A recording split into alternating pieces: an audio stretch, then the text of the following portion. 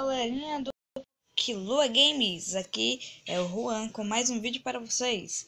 Vou ensinar hoje como fazer um canhão de flechas. Vamos precisar de flechas, como é o nome do treco? Do distribuidor e do alavanca. O que iremos fazer? Bota o distribuidor, vou botar 2. Vem aqui, ó.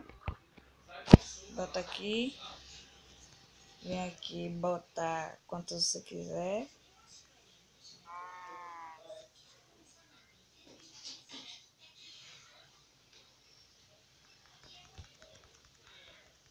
Vou botar aqui.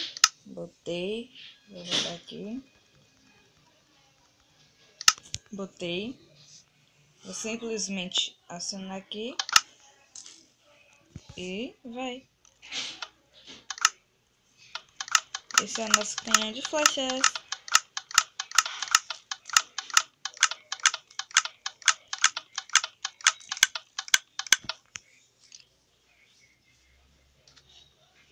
Aqui estão as flechas que foram lançadas.